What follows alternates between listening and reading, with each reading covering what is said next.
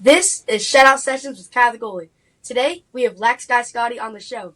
He's a former college player, PE teacher, and one of the funniest content creators out there. How you doing today, Scotty? I'm great, man. I was looking forward to this the whole day. I'm ready to get into it with you, brother. All right, let's just get right into it. You played at King University. Let's rewind a little bit. Let's talk to me about the first time you picked up a lacrosse stick. Oh, the first time I ever picked up a lacrosse stick, okay? I'm going to help you out, Kai, all right?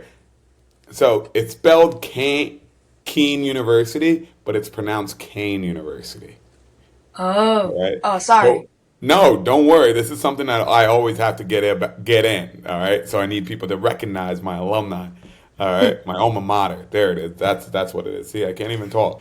I am my first time touching a lacrosse stick was from my cousin. My cousin Kadeem played lacrosse. We were playing baseball the year before, and my cousin was just so over baseball and saw some people playing lacrosse. And next thing I know, the next year he showed me how to throw a lacrosse ball, and I was like, I think I want to do this. So the next year, I ended up picking up a lacrosse stick, trying to play on his team, and haven't put it down since. Yeah, that's really, really good. I love when other people show the game of lacrosse to other people and getting people into, growing the game. Exactly, man. It's really cool. I think lacrosse is one of those games where people can see it and they can automatically fall in love with it. I taught at a school for a while that didn't have lacrosse, but I would always bring my lacrosse stick out and play some wall ball or throw the ball as hard as I can. And a lot of the kids that I was teaching was like, "What is this? I want to start playing it." So something that was really rewarding when I was teaching in a district that had no lacrosse was parents contacting me about where they could play lacrosse. So I'm always about growing the game. I know you're about growing the game, so I'm a big fan of you, man. So what made you fall in love with lacrosse? What made me fall in love with lacrosse? I think I'm just a fan of competing. I like contact. I grew up a big football player. I went to high school to play football. I thought I was going to the NFL, but quickly got brought back to reality. But with lacrosse, I loved how it was a perfect blend of all sports that I was playing. I was playing basketball, I was playing football, so you get the physicality of football, but you get the footwork, you get the finesse of basketball, and it was a good mix of it all. I think the hardest thing for me to pick up in lacrosse, though, was the stick skills because I was able to skate by with my finesse, or with my athleticism. But when I got to the higher ranks of lacrosse, I quickly realized, like, yo, if you can't cradle the ball, if you can't throw the ball, if you can't catch the ball, it doesn't matter how strong you are or how fast you are. So it was just working to get better at it. You know, you got to enjoy the struggle when you pick up a sport, and especially when you play it in college. And it's the same thing with a lot of things. Like even in this creating game, you got to enjoy the struggle. Hmm. Yeah, it's all about that work, hitting the wall every day, taking 100 shots a day. So what made you realize that you can perform at a high level? I realized I could perform at a high level when I had actually my JV coach when I was playing JV. One of my coaches, or Coach Palin, he was phenomenal. Kind of like a father figure when I was in high school. He was a lacrosse coach that first gave me confidence about, yo, you're pretty good at this. Like, we're going to design our whole team to be around you. And that was the first time I was like, oh my God, people are believing in me in lacrosse. So, JV lacrosse is where I got my confidence and where I was like, oh wait, I could be pretty good at this. Like, of course, when I got to college, like, it was a rude awakening, but, players, like, what I think the mental part of it makes a huge difference, right? When we watch the PLO, all these players are extremely talented, but it's their mentality that changes everything. And if you have the mentality that you're pretty good at something, you'll perform pretty well at it. But that's what made me.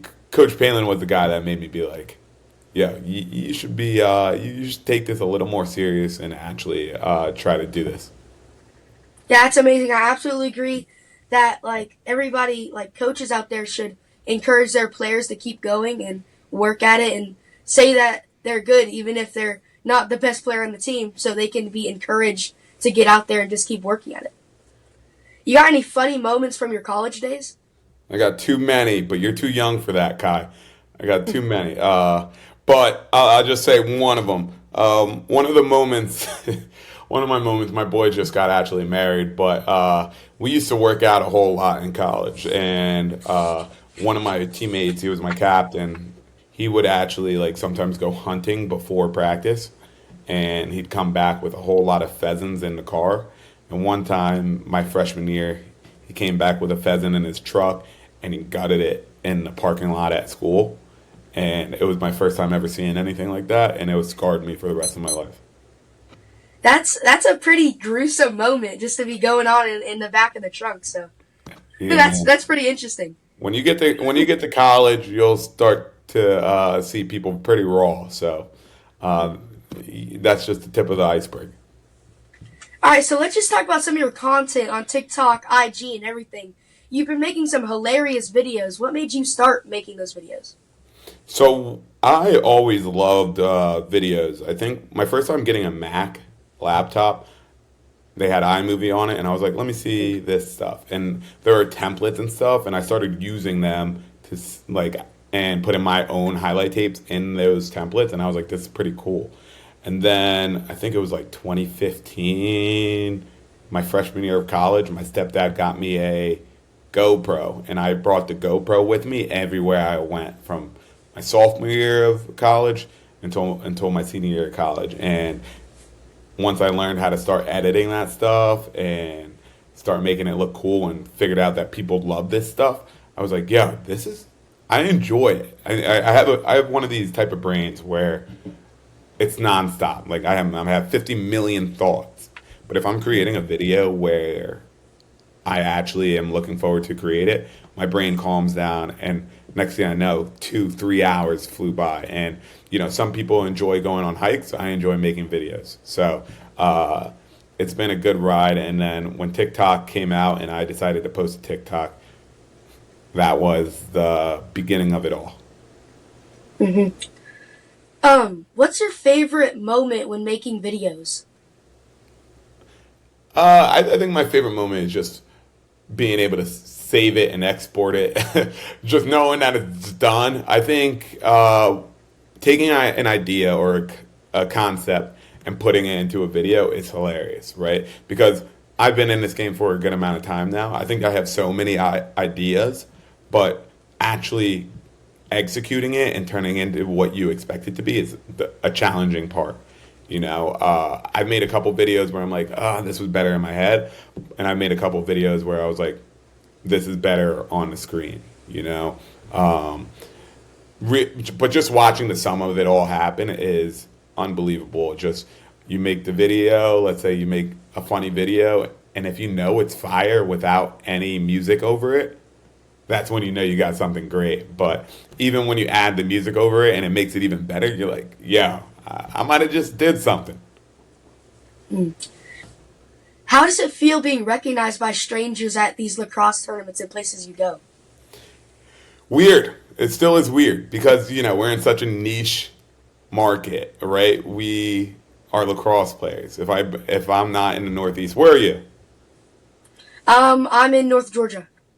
Okay, you're in North Jersey. I'm at a tournament right now with 3D Georgia. But anyway, I'm in the Northeast, so I'm in a hotbed of lacrosse. But even with that being said, like the lacrosse community here is pretty small. So I'm not really ever going out being like, yo, I'm going to get recognized.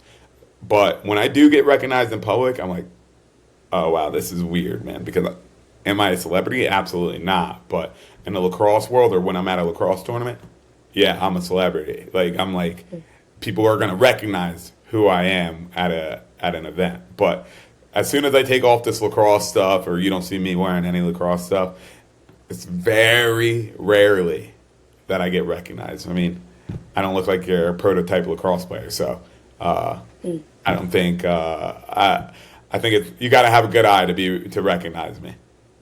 Yeah, that's kind of like me. I'm not really used to getting recognized. Like before I started making videos and started being in the lacrosse world, like I wasn't like anything like big. So now getting recognized at lacrosse tournaments that just kind of feels like funny for me. Dude, you got to think And I, about what you do, right? I think a lot of people, I think especially kids your age, I'm a teacher, so I see it. A lot of kids think they're cool or think they're funny, but meanwhile, when you put them in front of the limelight and put you in an interview or put a camera in front of them, they start acting like they don't know how to talk anymore, or like they're almost too cool, or like I look at a lot of kids, they have like they don't post onto their own Instagram because it's almost too cool or cringy if you try to show your personality online, man. And something I really respect about you and really like about you is you're not afraid to put yourself out there, man. And I'm one of the corniest cornballs out there, and I thrive in this. Like that's just who I am. You take it, you leave it, and I love what you do because you're so young, you're so comfortable in what you're doing that you're doing something that a lot of kids wish they would do, but just don't have the kahunas to do it. So I love it, man. Keep it up. thank you, thank you. Do your students ever like make fun of you or joke with you about your content? Yeah, some of my students would. I mean, some of my students would really recognize, like, really make fun of me about it, or tell me it's cringe or whatever. But the thing is, dog, I don't care. And the second somebody sees you start to be like a little offended about something is the second they start to get at you even more for it. But I'll be like, but like when my students would call me out for it, I'll be like, yeah, how'd you like it? Or like, was it good? Was it sick? Was it this or that? And just make a joke out of it because, hey, I posted it. The whole reason was for you to see it. So I ain't mad that you saw it at all. So I don't get upset at all about my students getting at it. And then sometimes my students they'll show me their videos, and I try to give them the most confidence to keep on doing it because I think a lot of kids now want to be influencers or creators or whatever. But man, I think recording videos is pretty cool. I always think about how people will say a picture is worth 1,000 words. Like imagine how much a video will be, right? And I think TikTok is new school Instagram almost, where you could record so many memories on TikTok. And I wish I had this when I was younger. God only knows what would be on my TikTok, but it would be so funny to see like my boys in middle school, high school, college, and my TikToks. But I'm an adult. I'm old now, and I've only had TikTok since after college, so whatever. Yeah, I agree because like I think there should be more cornballs out there that are brave enough to start making content because then we'd be able to see from everybody's like perspective on life, and I think that's really cool. That's what got me into making content, seeing other people's perspectives, and I just wanted to see like, hey, maybe people would like seeing my perspective. Yeah, I mean, seeing lacrosse from a different perspective is always great. And yeah, man, like you're doing something right now where think about this. I started when I was probably like in the lacrosse world when I was like 22, 23. I'm 28 now. And how old are you? I'm 12. Dude, imagine when you're 18 or 20. You're going to be so far ahead of me if you keep this up. So, man, people are going to be envious of you because they like when you start off, people will not support you or they'll get on you or make fun of you. That's fine. But when you start hitting your stride, then they're going to be like, yo, I was always with you. You know what I'm saying? So Yeah. keep on doing what you're doing, big dog. Thank you, thank you. You've worked with the PLL, Miles Dubois, Mitchell Pelkey, and a lot of great minds in lacrosse. How does it feel to be around all those great minds? It's great, man. I think creators are interesting people. You get your creators who are your type of people, and you get your creators who are not your type of people. But what I can admire about all of them is that they are just creative people who want to just make content because they enjoy content. I've met some of my closest friends through lacrosse content because if I wasn't in this space, there's no way I'd think of Miles Dubois as my little brother, or there'd be no way I think of Nestler as one of my good friends, right? Like, it's crazy thinking about this stuff, right? Because how do I know Nestler? Because we got asked to do an event together, and Nestler is probably one of the best people I have around, or one of my favorite people to talk to. When you have a friend that will just call you to check on you or say what's up, like, it shows me that our relationship is past being creators together. It's like we're actually friends. And those people who are actually friends are the people you create the best content with. That's what I love about this game. You just get to meet new people, meet lifelong friends that you never would have met if you didn't get into content creating or lacrosse or anything like that. So that's one of my favorite parts about being a content creator and being a lacrosse player. Yes, and let's just sir, talk about man. growing the game. What does growing the game mean to you? I feel like growing the game is just finding a way to get more eyes on it, right? I feel like my gift, I wish I could say I was the best player, and I wish I could use my talent on the field to get more people to be like, yo, this guy is sick. But unfortunately, I ain't that good at lacrosse. But luckily, I know that my talent is making videos, being relatable, making people laugh.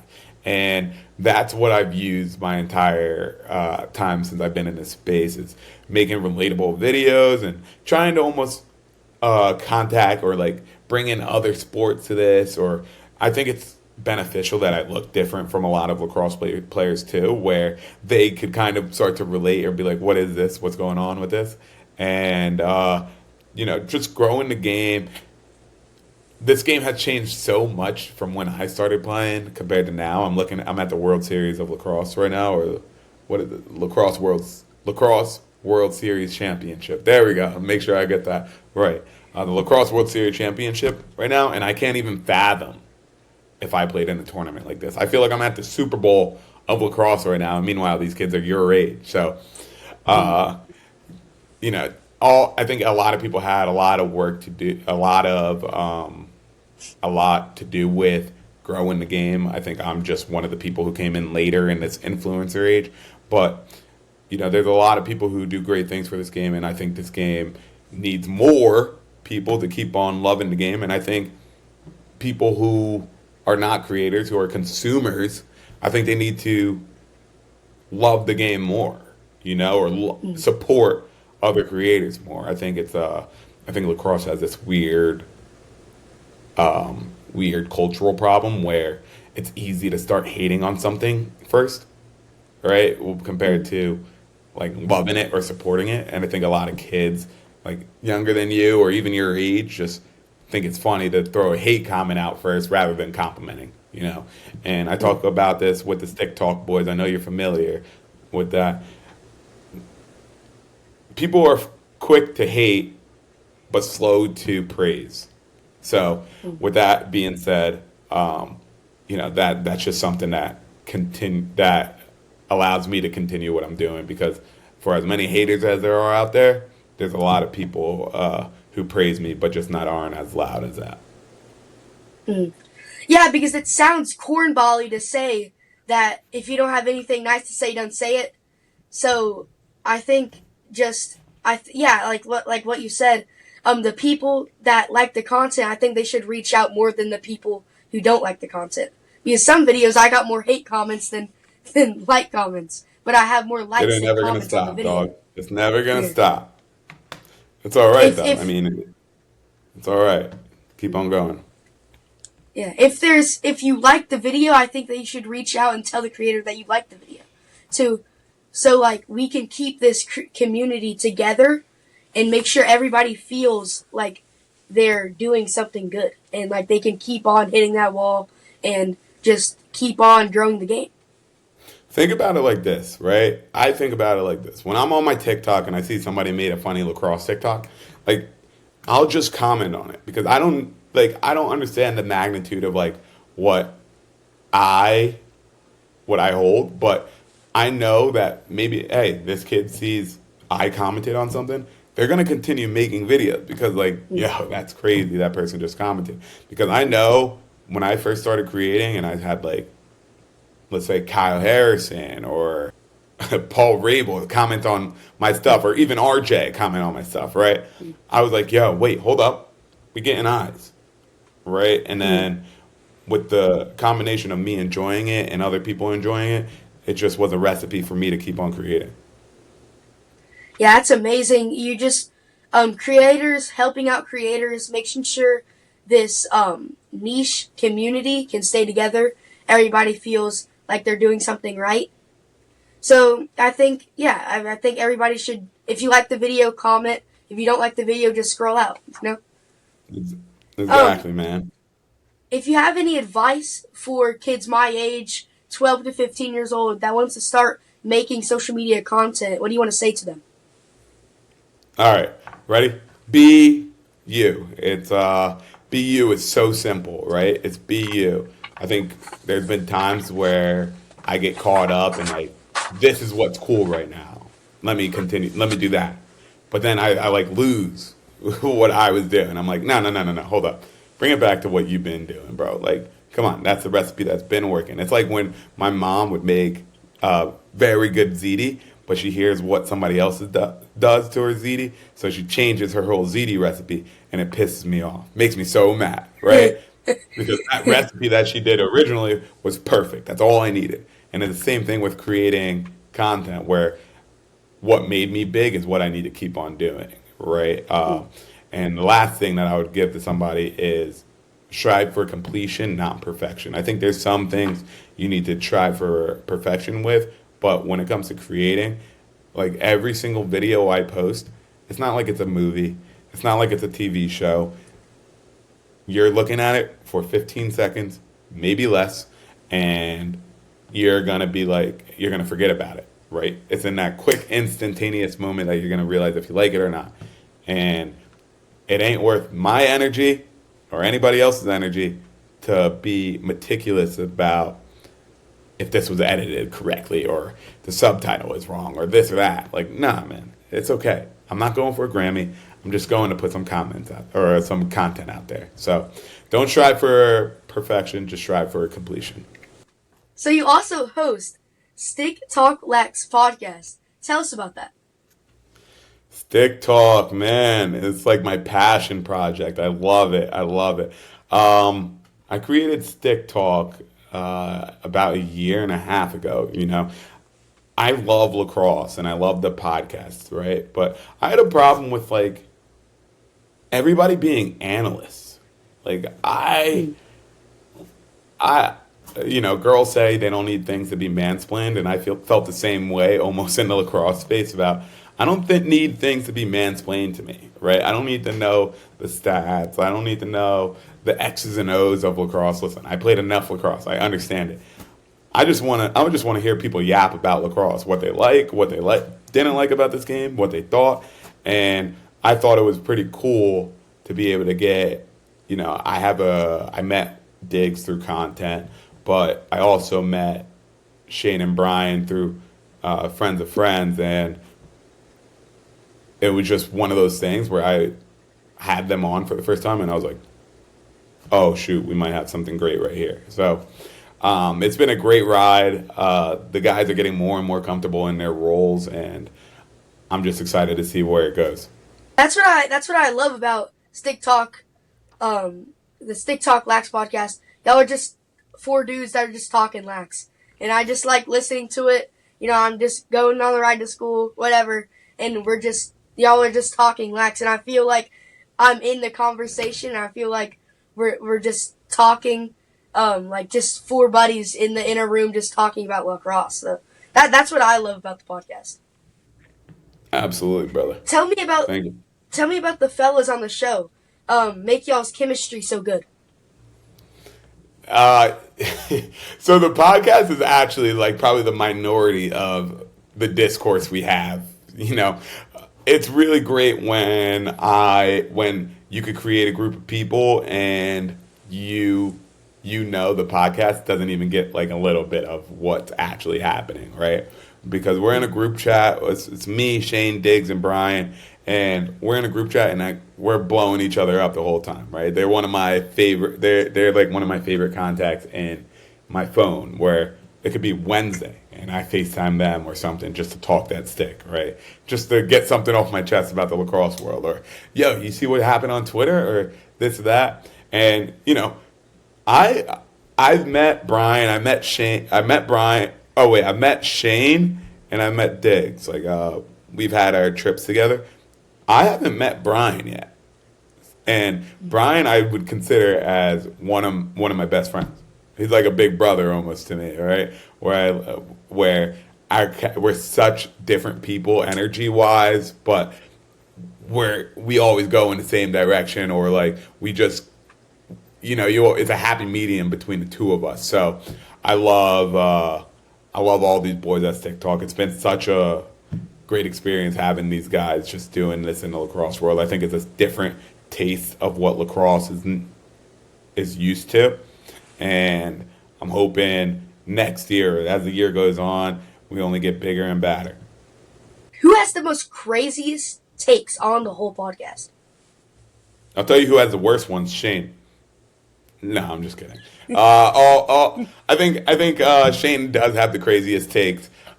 Shane is a jewel in this lacrosse community, because I think he's one of those people where he doesn't hesitate on what he has to say.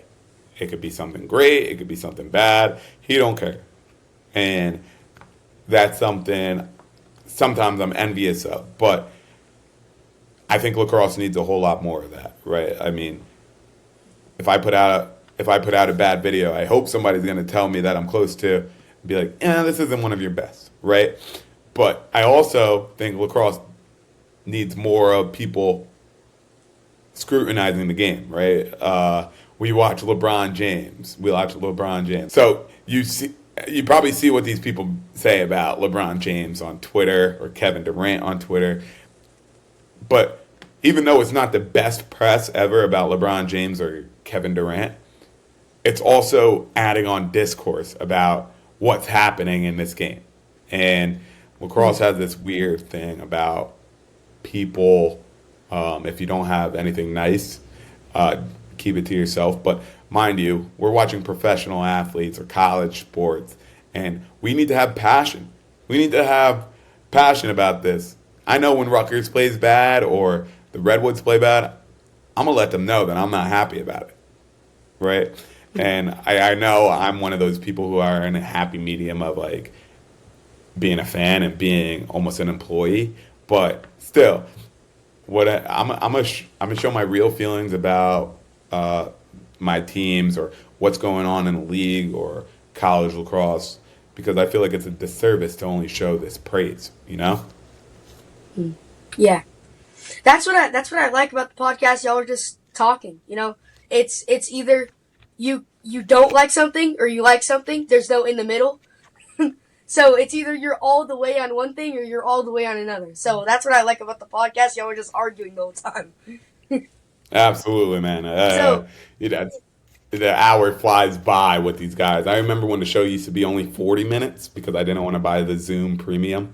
But once I bought the Zoom Premium, the hours just started flying by, and it's been a great ride just talking to these guys about some lacrosse. I know by me, a lot of my friends aren't as dialed in with lacrosse, so having some boys who are not from around me just be dialed in with lacrosse has been phenomenal. All right, Scotty, it's time for Rip It or Skip It. This is one of my favorite parts about the whole podcast. All right, so Rip It is you're into it, you like it, you're saying yes to that, and Skip It is no, nada, we're saying no on that one. So let's just get right into it. Fortnite dances after goals. Skip. Disgusting. Clapping on Horrible. airplanes. The clapping on the plane, I'm skipping. I'm not doing that. Wearing turf shoes on grass. Skipping. I don't think athletes should be wearing turf shoes. All right, pineapple on pizza. Disgusting. Skip it. Goalies who chirp from the crease. Rip it. I love it. Dads yelling wheels the entire game. I would say skip to this one, but the only thing is it's such a big part of the game where I'm like, If I don't hear any parents saying wheels, that's a bad sign. Dads yelling shoot it every single time their son touches the ball. Skip it. Skip it. But I know I'm ripping it. I'm saying it to myself every time I touch the ball.